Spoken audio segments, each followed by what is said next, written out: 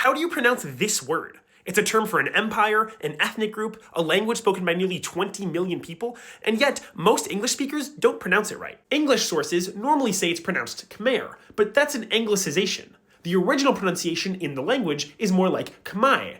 But if that's the case, then why is there an R in the spelling? You might think that we just transliterated the word wrong or something in English, but no. Even the original Khmer spelling has an R at the end of the word. So why isn't it pronounced? It all goes back to the history of the language. You see, in Old Khmer, the letter R was always pronounced. So Khmer would have actually been pronounced Khmer. But as the language evolved, most dialects went through a sound change, where the letter R was lost at the ends of syllables. That change should look familiar to you because the same thing happened in English. R used to always be pronounced, and then some dialects lost it at the ends of syllables. But we never had to respell our words for that. If you speak a dialect that drops its R's, when you see a word like marker, you just intuitively know it's pronounced marker. You don't have to respell it without the R's. In fact, if you did, that would be more confusing. The exact same thing goes for Khmer.